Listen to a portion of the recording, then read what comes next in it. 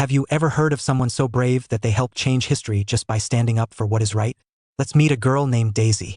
She was born in 1914 in a small town called Huttig, Arkansas.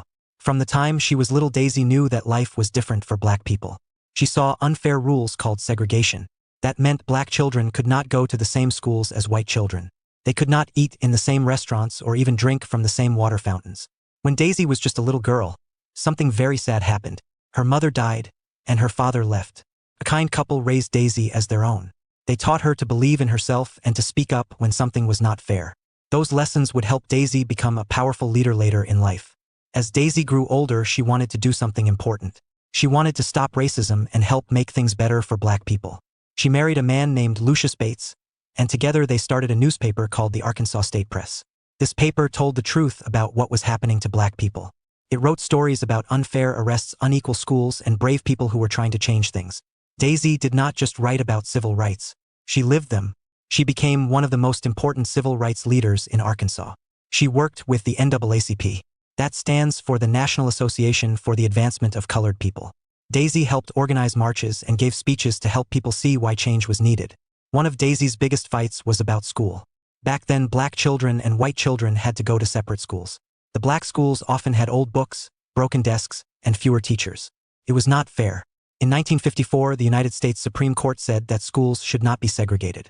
That means they said all children, no matter their color, could go to school together. But just because the law changed did not mean people wanted to follow it.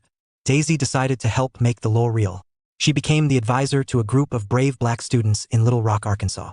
These students wanted to go to Central High School, a school for white children. They became known as the Little Rock Nine.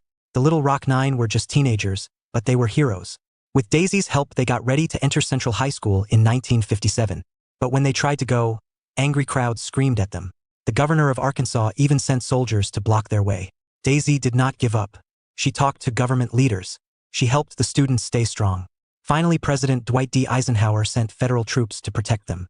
The soldiers walked with the students into school. The world was watching. It was one of the biggest moments in the civil rights movement. Daisy Bates stood beside those students through it all. She visited their homes, spoke to their parents, and helped them with the fear and stress. Without Daisy, the Little Rock Nine might not have made it through that first school year. Daisy paid a heavy price for her bravery. Some people in Little Rock were angry with her. They threatened her and her family. Her newspaper lost money because businesses stopped buying ads. Some people even smashed her windows. But Daisy kept going. She knew that change is never easy. She believed that young people deserved a better future. Daisy spoke at schools and churches. She went on the radio. She showed the world that justice and kindness are always stronger than hate. Even after the Little Rock Nine graduated, Daisy kept working. She helped more schools desegregate. She traveled to other towns to speak about fairness and education. In 1963, she marched in Washington, D.C. during the famous March on Washington, where Dr. Martin Luther King Jr. gave his "I Have a Dream" speech. She later worked for President Lyndon B. Johnson's administration on anti-poverty programs. She kept writing and teaching others until she grew older and returned home to Arkansas. Daisy Bates passed away in 1999, but her voice still speaks through the lives she changed. In Arkansas, there is a day named just for her, Daisy Gatson Bates Day. Streets and schools are named after her. Statues honor her courage. She even has a place in the U.S. Capitol Statuary Hall where only the most important Americans are remembered. Daisy taught us that you do not have to be rich, famous, or powerful to make a difference. You just have to be brave enough to stand up for what is right and help others do the same. So what can we learn from Daisy Bates? We can learn to use our voices for good. We can speak up when someone is being treated unfairly.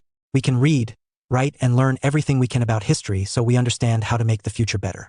Just like Daisy used her newspaper to tell the truth, we can use our words to lift people up. Just like Daisy stood with students, we can stand beside our friends when things are hard. Daisy Bates may have lived long ago, but her strength and heart are still alive in everyone who chooses courage, fairness, and love. Say her name with pride, Daisy Bates. She was a daughter, a writer, a leader, and a warrior for justice. Her story reminds us that one person can change a city, one voice can move a nation, and one heart full of hope can inspire a whole world. Daisy Bates, she was a daughter, a writer, a leader, and a warrior for justice. Her story reminds us that one person can change a city, one voice can move a nation, and one heart full of hope can inspire a whole world. If you like this video and would like to see more content like this, please give it a thumbs up, subscribe to our channel, and share with others.